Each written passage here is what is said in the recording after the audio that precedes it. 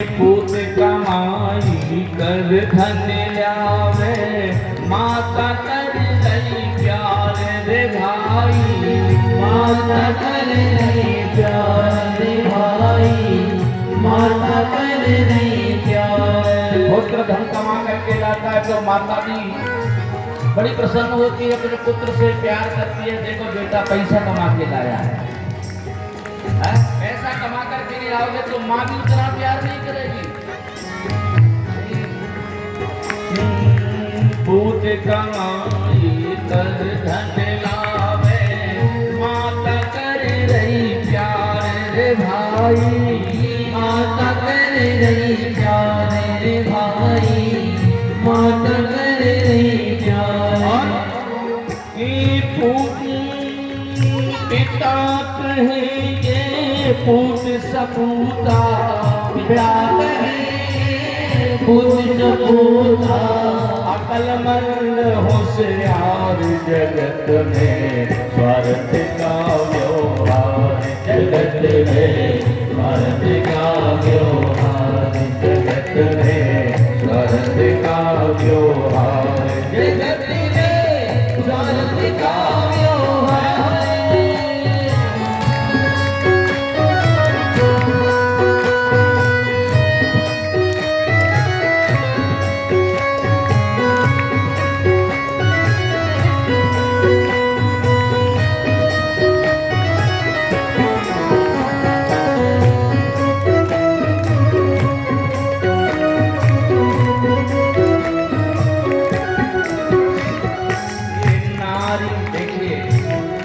सारा जगत संसार जो है वो स्वार्थ से ही चल रहा है। अब जरा इनकी बात सुने। नारी सुंदर वस्त्र आभूषण मांगे बारंबार रे भाई, मांगे बारंबार रे भाई, मांगे बारंबार। पत्नी वस्त्र मांगेगी, आभूषण मांगेगी, और यदि नहीं ला करके दिया तो पत्नी सुंदर वस्त्र आभूषण मांगे बारंबार रे भाई, मांगे बारंबार रे भाई, मांगे बारंबार।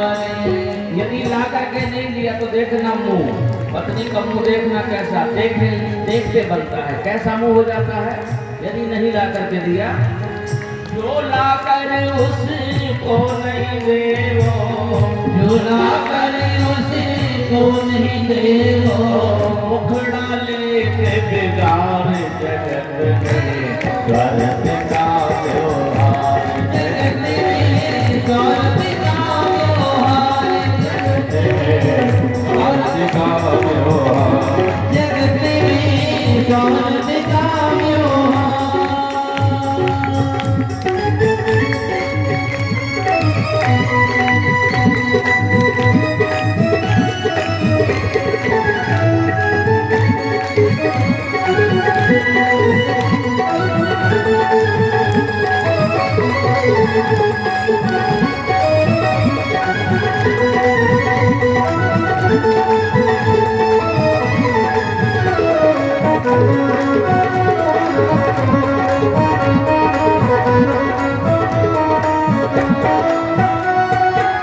पुत्र भरे औरत के बस में नित्य करे तकरार रे भाई, नित्य करे तकरार रे भाई, नित्य करे तकरार। देखो पुत्र तब तक अपना है जब तक बहू नहीं आई, और बहू आई कि पुत्र जो है वो अब पराया हो गया। बहू के आते ही पुत्र का व्यवहार बदल जाता है माता पिता के प्रति। बीला गांव छोड़ करके बाकी सब जगह, बीला में नहीं ऐसा होता है। जब तक विवाह नहीं हुआ तब तक पुत्र अपना है, और जहां से विवाह हुआ गया पुत्र।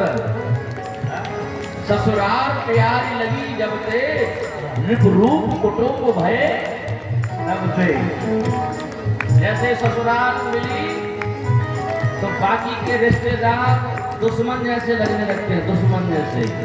ना बुआ अच्छी लगेगी, ना मौसी अच्छी लगेगी, ना जीजी अच्छी लगेगी, ना जीजा अच्छे लगेंगे। सारे और सरहद, सारी, सफर, साफ, बस यही है। क्योंकि ब्रह्मानंद कहते हैं पुत्र भरे औरत के बस में नित्य करे तकरार भाई, नित्य करे तकरार भाई, नित्य करे तकरार। आप ही अपना माल लुटा कर, आप ही अपना माल लुटा कर, और उस माल को आपस में बंटवारा कर देते हैं। आप ही अपना माल बटा कर, आप ही अपना माल बटा कर, होते न्यारो नार जगत में स्वार्थ का व्यवहार। जगत में स्वार्थ का व्यवहार, जगत में स्वार्थ का व्यवहार। जिनके पास में धन और दौलत, जिनके पास में धन और दौलत, जिनके पास है धन और दौलत, जिनके पास है धन और दौलत, उनके मित्र हजार स्वार्थ का व्यवहार। जगत में स्वार्थ का व्यवहार, जगत में स्वार्थ का व्यवहार, जगत में स्वार्थ का व्यवहार।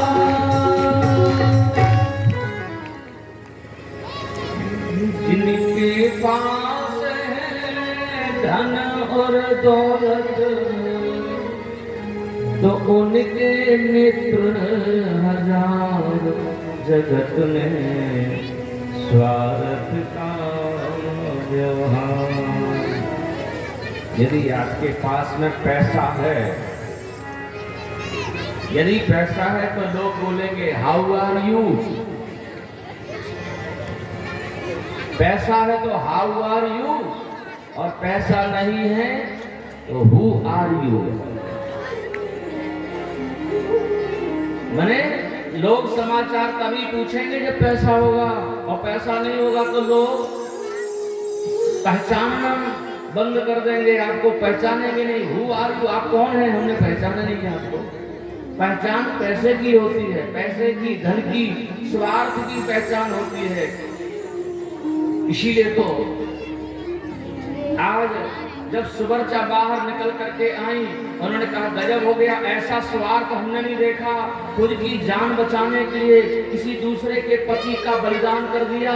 हमारे पति दधीचि ऋषि को जीते जी, बताइए, इन्होंने उनको जीने नहीं दिया, मार दिया। पशु होने का श्राप दे दिया सुबर्चा ने देवताओं को।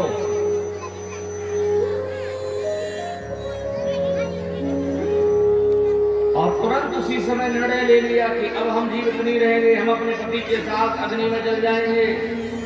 ऋषियों ने समझाया, देवी क्या कर रही हो, तुम गर्भवती हो, तुम्हारे उदर में महात्मा दधीचि ऋषि का तेज है, उसको संभालो, ऐसी भूल मत करना, क्योंकि गर्भवती हो। लेकिन कहाँ मानने वाली थी देवी सुबर्चा। अपने पति की मृत्यु से दुखी होकर के उसने तत्काल अपने गर्भ को अपने ही मुट्ठी से ठोक ठोक करके मानो उसको असमय में ही गर्भ से बाहर कर दिया। और उस छोटे से नवजात शिशु को, जिसको अपनी कोख में ठोकरें मार मार करके उसको बाहर कर दिया, और उस छोटे से नवजात शिशु को एक पीपल के खोह में रख दिया। कहा बेटा क्षमा करना इस माँ के लिए, इस अभागन के लिए, मैं तुम्हें अपना दूध नहीं पिला सकी, मैं तुम्हारा पालन नहीं कर सकी, मैं ऐसी अभागन, मैं तुम्हें जन्म देकर के अपने पति के साथ चिता में प्रवेश कर रही हूँ, और तुम्हारा पालन यही पीपल का वृक्ष करेगा। इसी का रस पी करके तो जीवित रहेगा।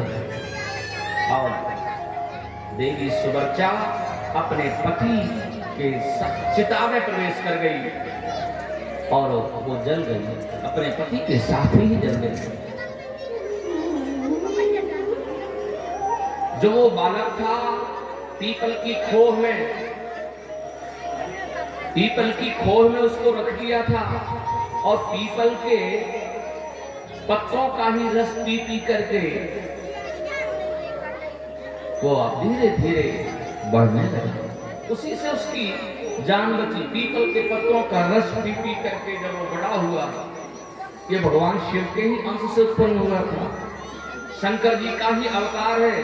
पीपल की खोह में इसका पालन हुआ है, इसलिए ऋषियों ने इसका नाम पिपलाद रखा। बोलो श्री पिपलाद जी महाराज की जय। बड़े तपस्वी महात्मा थे, बाल्यकाल से ही इन्होंने तपस्या करी और राजा अनरण्य की पुत्री पद्मा के साथ इनका विवाह भी हुआ। राजा अनरण्य की पुत्री पद्मा के साथ में इनका विवाह हुआ। एक दिन अचानक सोचने लगे, ये सब क्यों? मेरे पिताजी को क्या हो गया, मेरी माताजी को क्या हो गया? ऐसी कौन सी परिस्थिति आई कि मेरी माँ ने मुझे जन्म देकर के पीपल की खोह में रख दिया? अब आप सभी लोग ध्यान से सुनिएगा, पीपल में जल क्यों चढ़ाया जाता है और पीपल में जल कब चढ़ाना चाहिए, कब नहीं चढ़ाना चाहिए, इस प्रसंग में आपको सभी सुनने को मिल जाएगा। बस कान इधर रखिएगा कथा में, ताकि भले से इधर उधर घूमते रहना, ध्यान से सुनते जाइएगा, नहीं तो जो निकल गया सो निकल गया। इतना खर्च जो हुआ है, ये सब खर्च का कुछ ना कुछ तो लाभ मिल जाए, नहीं तो रात भर पीसो और पारे में नहीं उठाना है। इसलिए ध्यान से सुनिएगा, क्यों पीपल के वृक्ष का इतना बड़ा महत्व है। यद्यपि भगवान श्री कृष्ण का ही स्वरूप है पीपल, अस्वस्था सर्व वृक्षाणाम, श्रीमद् भगवत गीता के 10वें अध्याय में अपनी दिव्य विभूतियों का वर्णन करते समय स्वयं योगेश्वर भगवान ने कहा था कि वृक्षों में मैं पीपल हूं, इसलिए वासुदेव कहा जाता है पीपल के लिए। ऋषियों के पूछने पर पिपलाद ने पूछा, ये सब क्यों हुआ, ऐसा सब क्यों हुआ? तो ऋषियों ने कहा, देखो कुछ चीजें ऐसी होती हैं जो आदमी के बस में नहीं है। भगवान राम का विवाह जब हुआ तो बिना मुहूर्त के हुआ था क्या? जहां सतानंद जैसे विद्वान जनक जी के जो पुरोहित थे उनका नाम था सतानंद जी, और रघुवंश के जो आचार्य थे पुरोहित थे वो थे श्री वशिष्ठ जी महाराज। इतने बड़े महापुरुषों के सानिध्य में विवाह हुआ तो बिना मुहूर्त के हुआ था क्या? गुण नहीं मिलाए गए क्या? लगन नहीं सोधी गई कि कब की वहां बन रही अच्छी सोधी थी ना। राम का राज्याभिषेक होना है, राम के राज्याभिषेक के लिए क्या मुहूर्त नहीं बनाया गया था? मुहूर्त नहीं बनाया गया था क्या? मुहूर्त बनाया गया था, लेकिन फिर ऐसा क्या हो गया कि भगवान राम को सुख नहीं मिला। विवाह होकर के आए और वन को चले गए, ना राजा बन पाए ना गृहस्थी का सुख भोग पाए, और विवाह होते ही वन के लिए निकल गए। इसका मतलब सुनो भरत भावी प्रबल बिलख कहो मुनिनाथ। ये स्वयं वशिष्ठ जी ने कहा था कि भरत 6 चीजें जो हैं वो आदमी के बस में नहीं है। 6 चीजें, ये 6 चीजें तो भगवान ने अपने पास रखी हैं। जैसे प्रधानमंत्री मुख्यमंत्री जो होते हैं ना, मुख्य जो विभाग होते अपने पास में रख लेते हैं। मुख्य विभाग जो है वो अपने पास रखते जाते। कौन कौन से? हानि लाभ जीवन मरण जस अपयस विधि हाथ। ये 6 चीजें तो भगवान ने अपने पास रखी है, इसमें कोई कुछ नहीं कर सकता। ये तो होकर के ही रहना है। ये तो माध्यम बन जाता है कि 7.5 चल रही, राहु की महादशा चल रही है, घर में भूत प्रेत हैं, भीतर आंगन में किसी इंसान की हड्डी गड़ी है, या फिर वास्तु शास्त्र के अनुसार मकान नहीं बना है, गलत जगह पर किचन बनी है, गलत जगह पर पूजा का घर बना है, गलत जगह पर बेडरूम है, गलत जगह पर हमारा ट्यूबवेल है, बाथरूम है। ये सब बोलने को है, ध्यान रखना।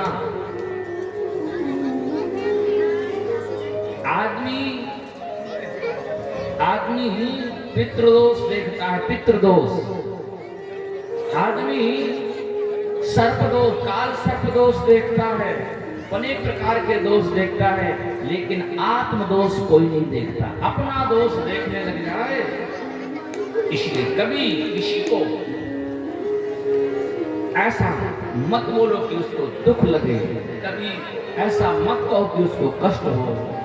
नहीं चाहिए दिल दुखाना किसी का, नहीं चाहिए दिल दुखाना किसी का, नहीं चाहिए दिल दुखाना किसी का, नहीं चाहिए दिल दुखाना किसी का।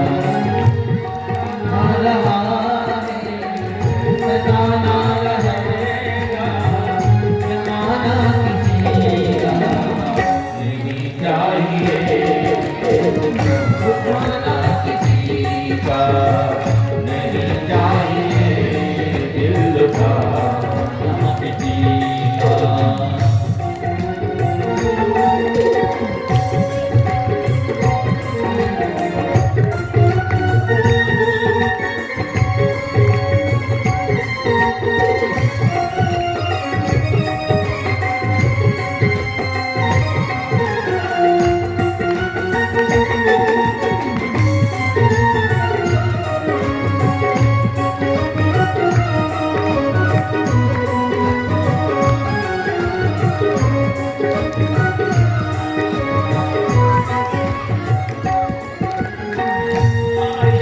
बुलावा तो जाना पड़ेगा, सिर तुझको आखिर झुकाना पड़ेगा।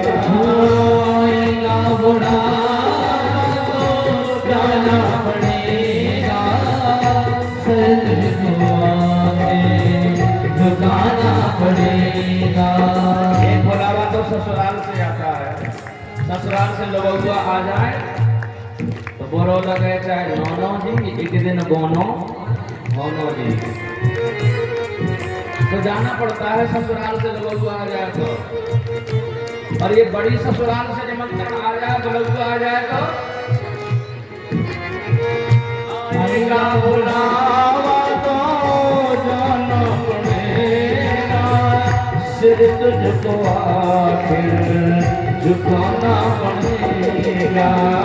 आएगा बुलावा तो जाना पड़ेगा, सिर तुझको आखिर झुकाना पड़ेगा।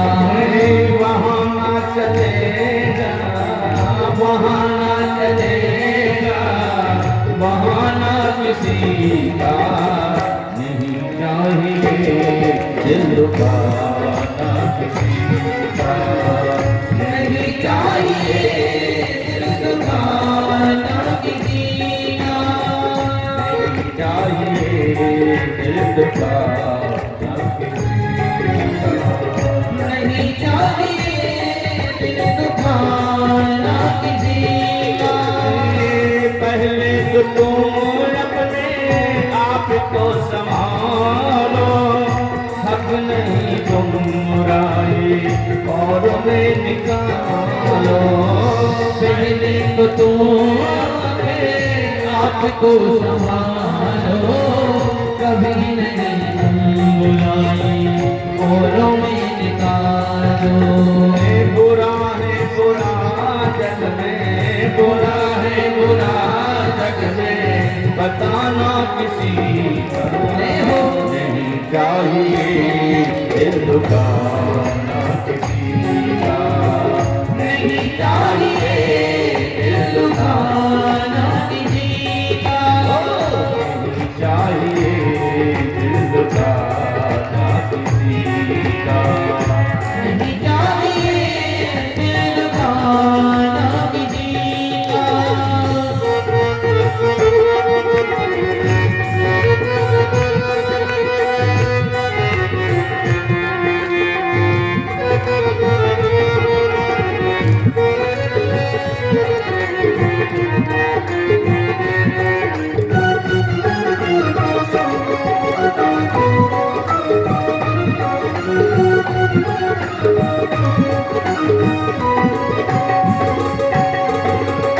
शोहरत तुम्हारी बढ़ जाएगी, दौलत यहीं पर रह जाएगी।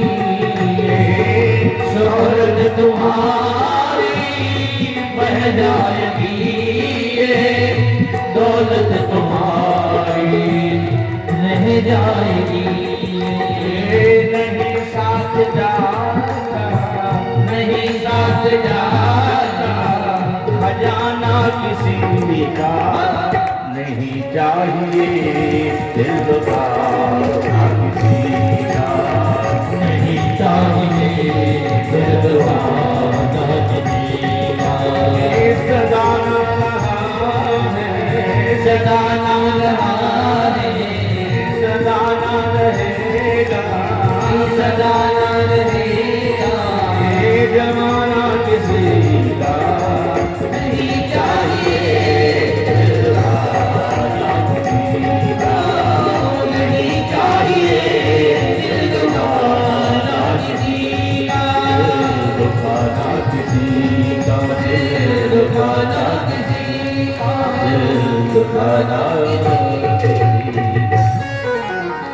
सदा ना रहा है, सदा ना रहेगा, ये जमाना किसी का। अभी 1 साल पहले मामा जी थे, शिवराज मम्मा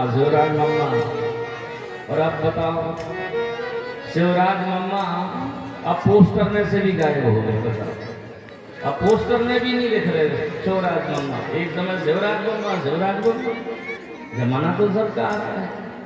देखिए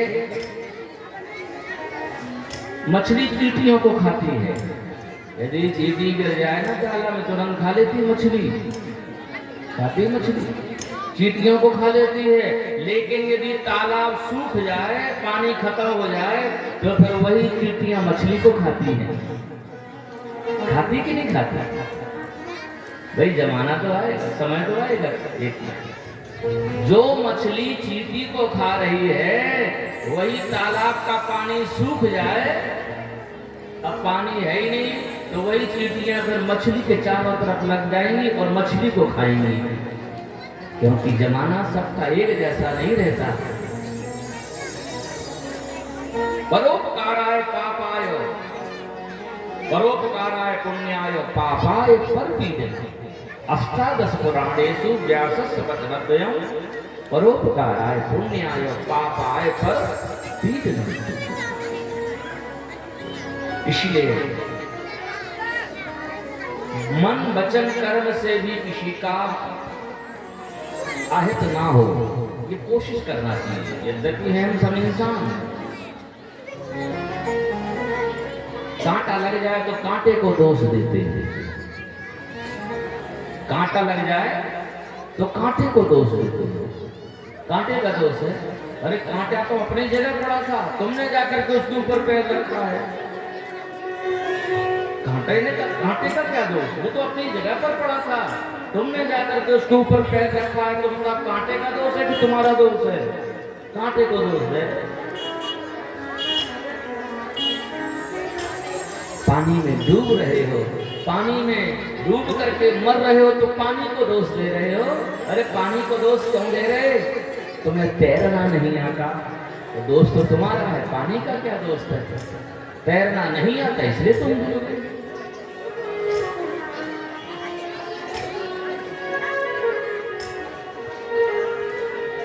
समय के अनुसार ही परिवर्तन होता है, इंसान भी बदल जाता है।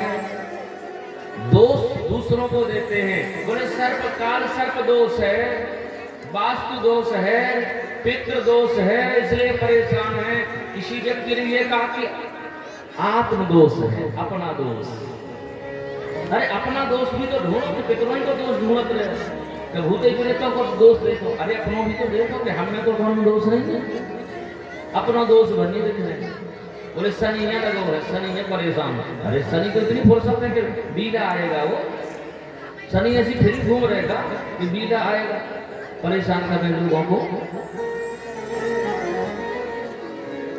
कुछ ना कुछ कमी खुद में होती है, वो कमी खोजो कि हम क्या गलती कर रहे हैं, क्या कमी कर रहे हैं। अपने आप समस्या का समाधान हो जाएगा। समस्या का समाधान, समस्या कहाँ उत्पन्न हुई है? समस्या उत्पन्न हुई कहाँ? समस्या को उत्पन्न करने वाले हम हैं, तो समाधान दूसरे से क्यों ढूंढ रहे? समाधान भी हमारे ही पास होगा, समाधान भी अपने पास होगा। समाधान को खोजो।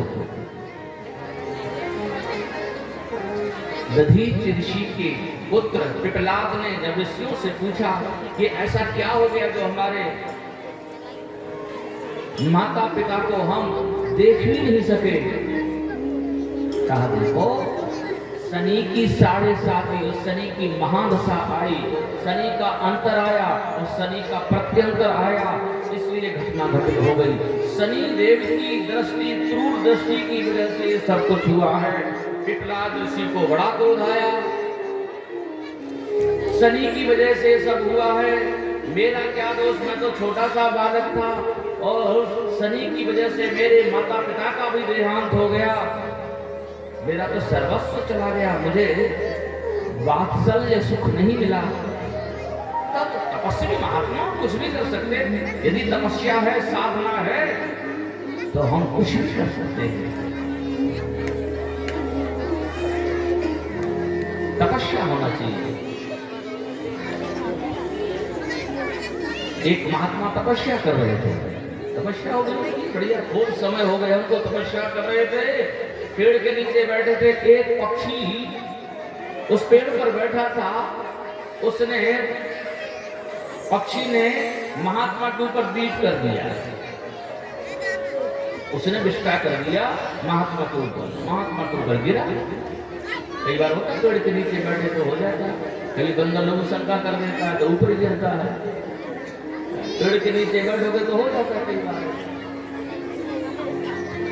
तो उस पक्षी ने महात्मा के ऊपर लीप कर दिया। महात्मा को बड़ा क्रोध आया, अरे मेरा शरीर शुद्ध कर दिया। महात्मा जी को इतना क्रोध आया, तपस्वी तो थे नहीं, उसने पक्षी की तरफ गुस्से में देखा, पक्षी जल करके राख हो गया, नीचे गिर गया। बताइए, इतनी तपस्या कि पक्षी को देखा गुस्से में महात्मा जी ने, तो जल करके राख हो गया। अब महात्मा जी तो और ऐसे हो गए, देखो कितनी तपस्या हमारी, हमें कुछ करने कहना भी नहीं पड़ा, करना भी नहीं पड़ा, केवल देखते ही काम हो गया। अब तो बाबा जी मेरे को फूले में समान धरती को काम न धरे, हम तो बहुत